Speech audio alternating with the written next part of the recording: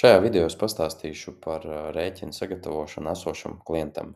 Klientam, kurš būtībā jau ir reģistrēts jūsu klientu sarakstā. Tātad līdz rēķina izveidei var nonākt divos veidos. Mēs varam doties uz klientu sarakstu, atrast sev vēlamo klientu, un šeit zem darbībām ir pieejama rēķina sagatavošana pie klienta, vai arī tad atveram klientu profilu, un šeit augšā labajā stūrī ir poga izveidot rēķinu.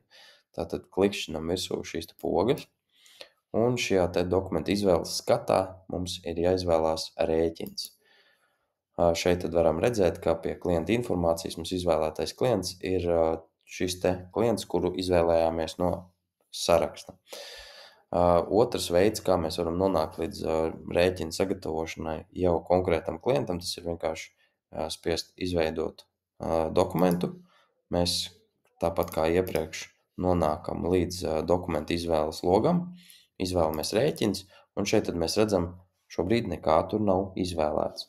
Tad mēs klikšķinam virsū uz šīs te izvēles lauka, un parādoties informācijai šeit ir pieejams meklētājs un arī pats šis te klientu saraksts, kur varam atrast sev vēlamo klientu, vai arī tad meklēt pēc viņa nosaukuma, vārda, uzvārda, reģistrācijas numuru. Izvēlamies klientu, un tad šobrīd rēķins tiek sagatavots šim te konkrētajam klientam. Tālāk pa soļiem ejot, mums būtu jāizvēlās apmaksas datums, līdz kuram datumam tad klientam būtu jāveic apmaksa. Pēc noklusējuma uzreiz pēc reģistrācijas tas ir 7 dienas, bet savos iestatījumos jūs varat šo te laiku mainīt. Varbūt, teiksim, jums ierastais laiks tad ir 5, 15 un tā tālāk dienas, kuras tad jūs varat norādīt savos iestatījumos. Bet papildus tam jūs varat arī manuāli mainīt šo te laiku, varbūt ar klientu atsevišķi esat vienojušies par kaut kādu konkrētu apmaksas datumu, un tad varat izvēlēties šo te datumu.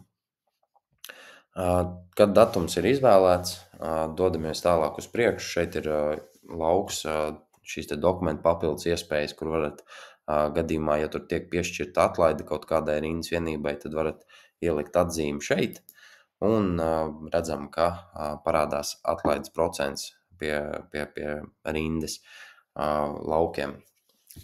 Tātad šeit tālāk skatoties uz sākumā parādās, redzam, ir tikai viena rinda, bet ja jums ir nepieciešams pievienot papildus rindas, jūs varat spiest šeit uz pogas pievienot vienību.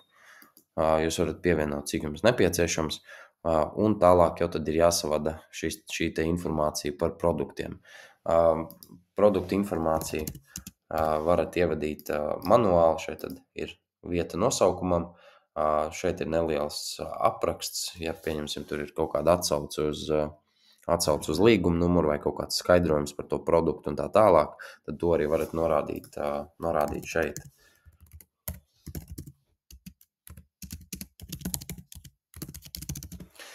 Nākamais lauks būtu mērvienības, kur jūs varat norādīt, kāda ir mērvienība, kas šim te produktam ir atbilstoši. Tad ir daudzums, cena un šis te atlaides procents. Šeit tad testam ievadīsim tur 10 eiro cenu, norādīsim, teiksim, 3 gabali, un šī te atlaide varbūt tad 5% atlaide. Šeit tad zemāk mēs varam redzēt visu informāciju par šo te rēķinu.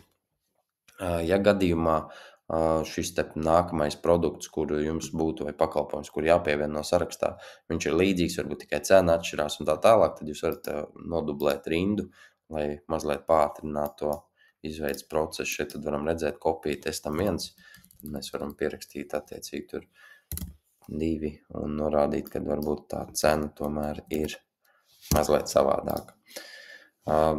Un, jā, atlaidu šo te produktu neatiecās. Šeit, ja ir par daudz, varam arī nodzēst, un vēl viena lieta, kas ir, ko varat paskatīties pie produktu izveidas video, tad mums ir iespēja arī definēt dažādus produktus, kas, pieņemsim, atkārtojās regulāri, un lai aiztaupītu laiku, vadot tur nosaukumu aprakstu, varbūt tur arī to cenu pašam tam produktam, tad mums ir iespēja sastādīt šos te produktus, un izmantot mēs viņus varam šādā te veidā, kur pie nosaukuma lauka mēs redzam, ir papildus opcija, šis te mazā ikona, kur klikšķinot virsū, mēs redzam, atverās mums produktu saraksts, un tad mēs pieņemsim konsultāciju, izvēlamies, esam jau savadījuši informāciju par konsultāciju un varam redzēt, ka visi lauki jau automātiski aizpildās.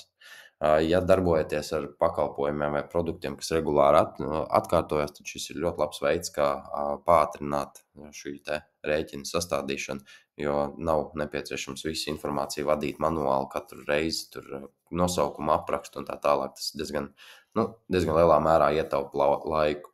Tad, kad mums rēķina informācija viss ir savadīta, viss ir aizpildīts, tad izveidot rēķinu mēs varam šeit, klikšķinot uz apakšā labajā stūrī esošās pogas, izveidot rēķinu, un pamatā rēķins ir izveidots. Tad mēs varam atkal apskatīt šo te kopsavilkumu, un, ja viss ir kārtībā, tad nosūtīt rēķinu klientam.